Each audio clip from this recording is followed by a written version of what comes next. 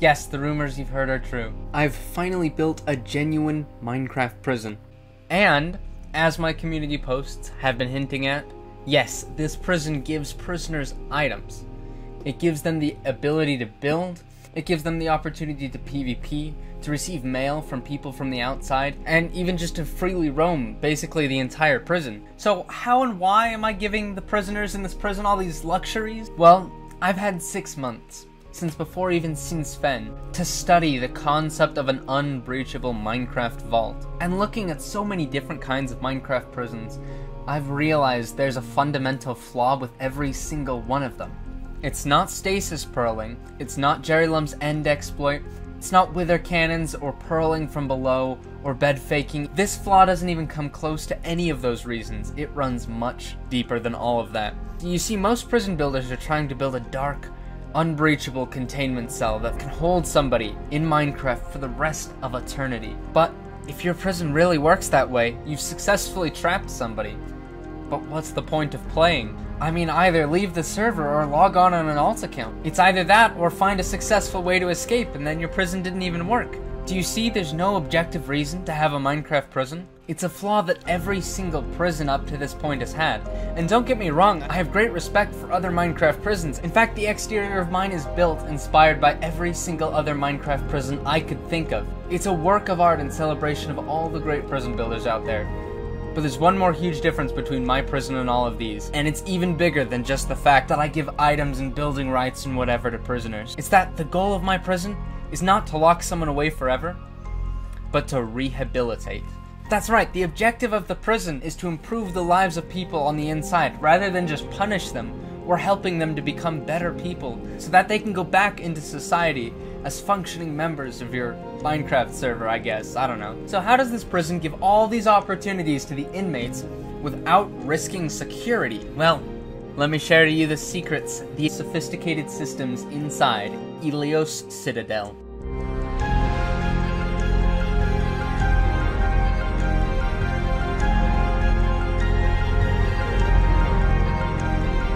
The entrance itself is very simple, and as you can see, there are actually no two-player checks, and that's because we don't need them.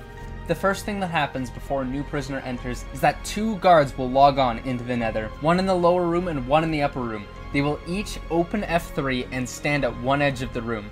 They will first look horizontally and then around them. You see there's one line in the F3 menu.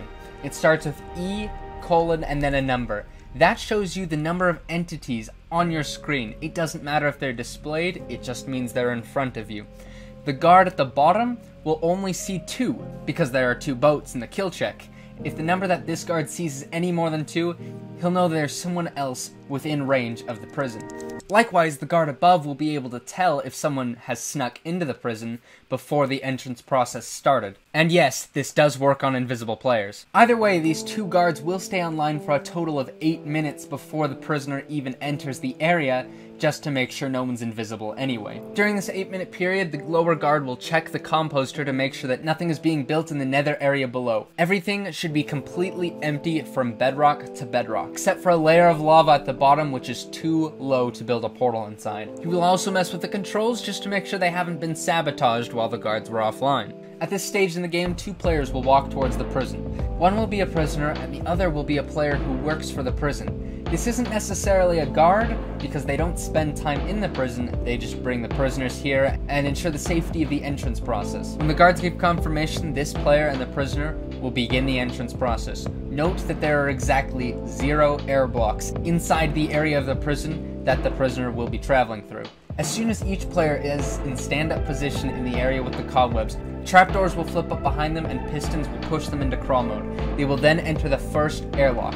When the airlock door closes, the guards will check F3 again to make sure that no one is inside this 2x2 area except for the prisoner and the other player. If the guards cannot confirm that there are no invisible players, the entrance process cannot continue. Any excess entities, random ghasts, or arrows must be removed just to verify that there are only these 2 entities, and of course the boats. After this, the prisoner will go through the second airlock, while the escorting player will stay behind, also in F3. At this point, they will enable audio subtitles and get ready for the display of the sound of somebody setting their spawn. The second airlock will close, and a respawn anchor will be exposed to the prisoner.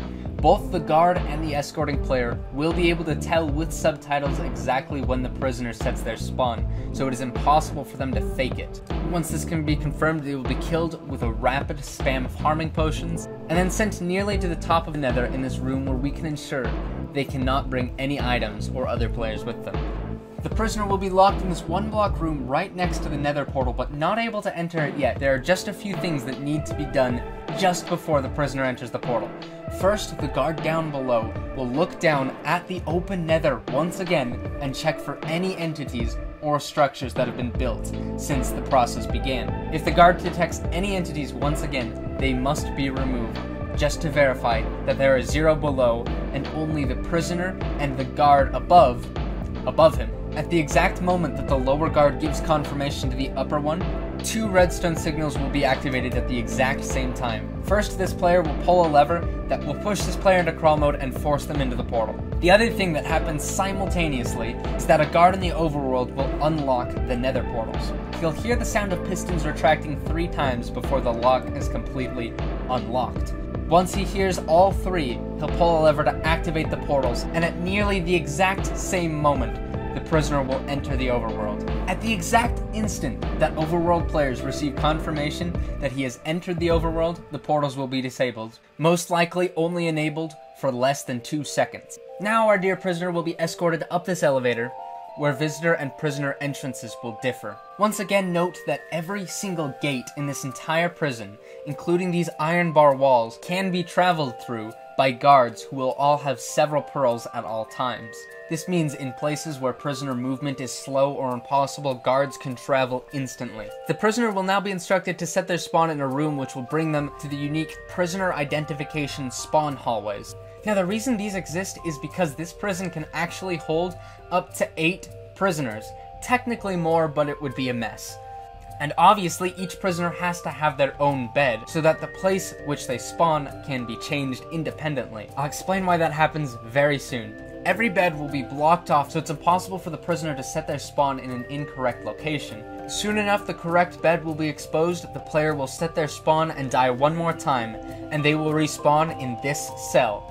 Now look, I know this looks like a traditional cell. It's made out of 0-tick cobblestone generators, and it's actually pretty small compared to typical cobble cells. This is not a very humane cell. This is actually the Special Housing Unit, which is the official name for actual real-life solitary confinement. This is the place where we keep prisoners who break any of the prison rules, especially repeatedly. It is also where every single prisoner will spend their first hour. After this hour is up, the prisoner's spawn will be updated by retracting blocks out of the way of the column in which they can respawn. They will then be shot to death and respawn in their normal cell. This is the humane one. And look, there's a clock! Along with the clock on the wall, every single prisoner will also have their own personal storage container where they can store any items that they get mailed or just find in the prison. There's also a pressure plate, which allows the prisoner to go to the outside world. Okay, no, I'm just kidding. It's actually more prison. But this means that each cell is a one-way door, so no prisoner can enter someone else's cell. This is why there's a hopper path, so that you can send items to your storage without having to kill yourself to get into the... It's more efficient. Just hope no one clogs your hopper chain. From this point, the prisoners have access to 6 or 7 floors of all kinds of opportunities, including a building room, which you have to respawn to get into, a parkour room, with a challenging and slightly scuffed parkour route. Hey, if it was a good parkour map, everyone would go to prison. PvP arena, a mail office, where a mailman can use stasis chambers to go in and out of the prison and bring mail. A visiting center, where prisoners can go through this airlock door so that the guards can verify that only one prisoner is entering at a time to visit a visitor. I'm going to note that I won't explain the entire visiting process because it's a little bit technical, but it should all be discussed in my guard handbook video, which will probably come out on Friday. Now, okay, cool, Canadian, big deal. You've given prisoners a bunch of rooms they can go to. What happens when they start griefing, breaking blocks that you can pick up, and using them as exploits to try and find ways to escape? Well, first of all, every single block this prison is made out of actually has a longer break time than 5 seconds at least, which means with mining fatigue, that's more than half an hour. Incidentally, every single room of the prison that prisoners can access is checked by guards every half an hour. So it's impossible to break a single block. Milk is obviously contraband, as well as pearls and chorus fruit and boats and minecarts and any kind of block and any kind of tool except for a wooden sword, and any kind of armor higher than leather except for iron boots specifically, and golden apples, and honestly, there's a lot of things. The only way items can enter the prison is by the mailman, and the mailman is able to tell what can be exploited and what can't be. If you have any questions on what else is contraband so you can try and find ways to get around my system, the entire contraband list should be found in my guard manual video, which again is probably gonna come out on Friday. Any prisoner caught with contraband is sent straight to the special housing unit because that is a penalty. Other things that send you to the special housing unit: attacking guards at all, killing prisoners, attempting to steal from prisoners, attempting to break blocks, succeeding at breaking blocks, because there are a few that you can break, it just doesn't do anything, refusing to get out of airlocks, and lockdowns. Lockdown is also a reason that you can be sent to solitary confinement. Well, I guess it's time for phase 3 of a prison video. Let's explain the security. So first of all, as I've discussed, I've done basically everything I can to stop people from entering through the nether. As soon as the nether portal is broken, anyone who tries to enter this region via the nether ends up in one of the trap portals, which, by the way, is exactly within range of, I don't know what it is. It's some trinket I found in Vault 69. I thought I'd take it as a souvenir. I don't know what it does, but it's there. So there's 8 of those around the prison. Now, if you try purling in from below, that won't work either because we actually sprayed the entire bedrock floor of the prison with this, actually, wait. Actually, I have a bottle right here. It says, it says it's supposed to prevent people from purling through bedrock, so, that should be impossible. It's, what was the brand again? Oh yeah, right on the front. It says, Paper MC. That means the last place somebody could reasonably attack from is from above. And this is where the guard system gets advanced. First of all, I know there are some people probably saying, "Oh, Kenadian, you're just copying Vault 69. Well, let me be clear. There's one huge difference, among many others, which I'll get to very soon, and I will address it when it comes. If any one of these soul sand blocks is broken by the escapist, it will trigger an alarm to the guards, which sounds like this. As soon as this alarm is heard, lockdown will be triggered, and the guards in the lower half of the prison will kill every prisoner and send them to solitary confinement, temporarily. One guard will stay behind in case any prisoners offline log online, and every other guard will come up to the top room where the alarm is. Oh, did I mention there's actually a second part to the alarm? Along with this really loud noise, there's also this.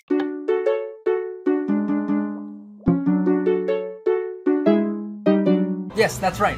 This plays the actual Wii music theme if someone tries to break into the prison. But that's not all.